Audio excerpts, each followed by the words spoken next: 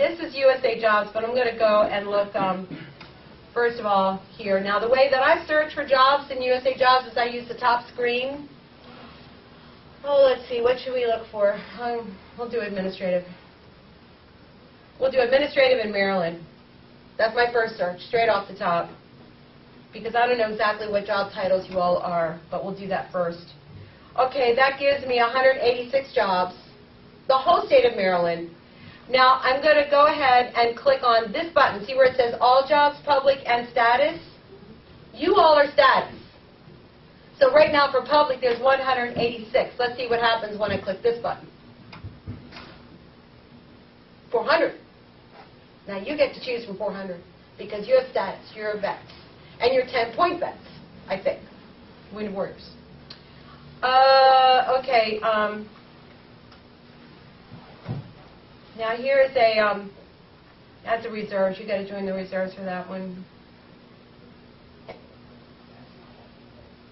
Yeah, I know. I knew that already. That's why I didn't open it. I'm not doing that. Man, there's a lot of reserves for administrative. Oh, look at this one. In College Park, Office of the Director of National Intelligence, Security Administrative Specialist. Let's look at this one. Now, this is a 12, and the salary is 74 to 97. You reading this? All right. That's where you want to be. Now, it's a little high, but we'll still look. Now, this is a permanent, but it's your detail for 2 years, but you should still apply for this. Don't pay any attention to temp and term. If it says temp and term, you still apply for it because, again, it gets you in the door. I know permanent is the ultimate, but you can't always find the best permanent job. You've got to go for the temp and the terms as well. Okay. Ma'am. Yes. Are these jobs, I see it says USAJobs.gov. Do they have tendencies to send you, like deploy you? Oh, no. Okay. Unless they tell you, but this is not a deploy job. Okay. But it'll actually say in there possibility of. Yeah. Possibility Now, Corps of Engineers, you totally could get deployed. Yeah. Yeah, because they're sending everybody over. And same with USAID and state, you could get deployed. But I think you have to volunteer. Now, Corps of Engineers, you might have to go. But I think state and USAID, you have to volunteer. So It'll tell you in there. Sometimes it'll say possibility of continuous TDY travel within the states or outside the United States. So it'll actually tell you in there. okay, now this announcement says this is one of these long continuing times.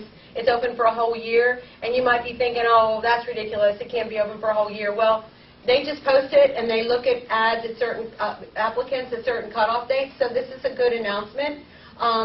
You need to apply to this and then apply to others.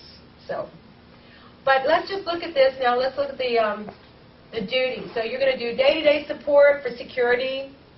You're going to conceptualize the IARP security program, security policy, security requirements. So now, if you look at this resume again for Jeremy, and we're trying to really focus this resume toward this job. Now see where it says on page 24, it says team lead, flight crew member. Okay, in this announcement, so far we've seen the word security in every sentence, right? Oh, literally every sentence so far. Actually, it is every sentence. So see the words right here, team lead? What word would you want to type there in all caps? Security. Yes. Well, believe it or not, that is really big news because in my practice of reviewing resumes for people, many people apply for 100 jobs or more, 200 jobs, and I look at the resume and they send me a resume and announcement, and I do this. I look for the #1 keyword in the announcement, and then I look at their resume to see if the word is in there. Do you think I see that word? No. I do not see that word.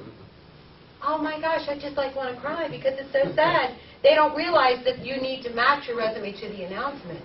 So security would be the first all-cap phrase right there. Okay, now the next key word would be you're going to implement a security program. So the first one could be about security policies and procedures, and the second paragraph could be about security program implementation. That would be nice, wouldn't it? Okay.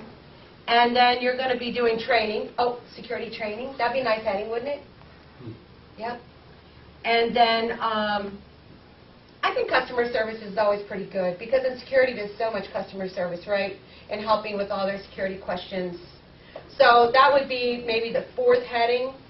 And now let's look at the qualifications for this job. Now, when President Obama created the hiring reform, he said that KSAs would be eliminated. But now look, we see this announcement right here. There's 6 KSAs. So what you have to do with that is copy some content from your resume in the resume to match these KSAs. So I realize that this document is pretty complicated and technical, but I'm giving you tips on how to do this. Yes, sir? What's a KSA? Knowledge, skills, and abilities. So one knowledge, skill, and ability that they want is demonstrated familiarity and understanding of personnel, physical, and technical security policies. How many of you have that? You're in the military. You don't have security. Say yes. Yes. You're trained in security. You're masters in security. So it sounds complicated the way they write it here, but they want you to say that I have knowledge of physical, technical, and personnel security procedures. And that's not that hard to say. Physical is, the buildings and the people and the equipment, the people are the people, and technical is maybe the cameras and the equipment that you go through. So that's all they're saying there. Now, to qualify for this job, you will be evaluated on the narrative responses. I'm trying to see if they have to be written separately. They better not. I think they go in the resume. I have to look more. So you're going to be rated on how you write your resume against those KSAs, those knowledge, skills, and abilities. Now, I realize that, we're saying a lot of things that you have to put in your resume. That's why I have a business called the Resume Place. We write resumes for people because it is kind of complicated, but luckily I wrote the book, right? I wrote the book, gave you the samples. Okay, how you be evaluated? Let's see how you qualify, because I want to know if you need a degree for this. Aren't you curious? Do you need a college degree to get this job? Okay, let's see.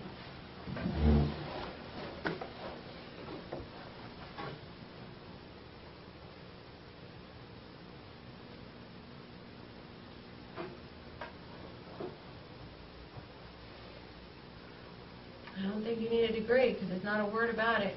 They keep saying security, security, security, so what kind of security clearance do you? Oh, no, you don't need it. You're military. You're fine. If you need an upgrade in your clearance, I'll get it for you. They will? Mm-hmm. Yeah. Do the individual have to pay for it, or is it? Oh, no. They do it all Well, for even you. if it says required, even if it says must have top secret, you can still apply for it? Where does it say that? I'm just saying on any of these. Do you ever see anything that says must have top secret? Yes. Well, and if it says must have top secret, then I guess you would need to have must Or have it'll say top must secret. have or the ability to obtain. That's right. That's what I've That's seen. different. The ability to obtain, you all have the ability to obtain, right? Because you've been in the military and you're good. But a lot of the jobs like the NSA and stuff like that, the three-letter agencies, they will actually state must currently have valid Right. TSSCI Right. with blah blah blah extensions, and then or ability to. Do you all have that, TSI and everything like all that? Well, then you're good. But if you don't have that, then you can't go to NSA, you can't go to CIA and NGA. Okay, fine, there's 250 agencies out there. You don't have to go where the security clearance is required if you don't choose to. But they will get the clearance for you. You don't have to really think about the clearance. You don't have to think about it. They'll get it for you. You've already got one level of clearance right now. This job does not require a degree. It doesn't say so. It says you have to be a citizen. You have to complete a background investigation. You have to you'll be evaluated on how you write the KSAs. So has your background been security oriented? Yes? Kind of. Yes? Okay. Now, one thing they do want you to have here, it says working knowledge of Intelligence Community Directive 704. You have that? With all your secret work? Do I have? Yeah. Find it online. Find it online. Yeah, there you go. Well, they want you to have it, though. Proven working knowledge of. Of course you do. It's not ability to, but proven working knowledge of. So when you write your resume, make sure that you add into it the technical intelligence laws and legislation that you're familiar with, because they're being very specific here. The next KSA is ability to write, to convey complex information, and learn, and interpersonal, and ability to make on-the-spot decisions. So you have to prove all that. I think looking at this and hearing what you're saying, all the KSAs and the finding technical things that go along that meet the qualifications for this type of job could be a little bit intimidating to soldiers who only know Army policy and Army words. So for sure. And a translation that that we have to implement, changing that military verbiage over to civilian verbiage could be just a little bit kind of brain wrecking because you say, okay, yeah, do you have security? Right.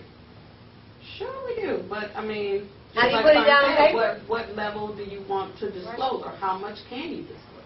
That could just be a possibility. I know from me looking at it, because this is actually my field, the personnel, and but just looking at it, if I went on by myself, I'm like, do I? And you could second guess yourself. So. I know the announcements are written so that they're very hard to really understand what they want and if you can qualify. And so that's what I do. I mean, I'm a USA Jobs vacancy announcement analyst, interpreter. You know, that's what, you know, I'm good at. So that's one. Let's do another one. Is it done that way on purpose? Yes, it is. And the HR people don't know any better, and they're not going to change it, and they have a template to follow. I don't know what's the matter with them. They can't seem to. The President said in his hiring reform that announcements will become plain language. It came from the President of the United States, and it was supposed to have been changed in November of this year, and this is what you get. It's still hard. And done away with KSAs, that was supposed to be done away with. I just done an application. Right. Oh my gracious, it was 22 KSAs. Oh. 22. It was TSA? Yeah. They're crazy, aren't they? I don't have a security clearance, so don't worry about security clearance. They say they'll get it. If I can get in the door with my skills, they can get me the clearance. But but they're supposed to done away with those. You're right, Kathyrn. That's right. Well, it's still complicated. That's why I'm in business, and I guess I'll be in business forever and ever. I'll figure this out. When I go and train at agencies, they just say, I guess you're going to have a job forever. Just like the prisons. I guess so, yeah. I'm one of them, you know. You don't have people who will never be without jobs. I know, so I'll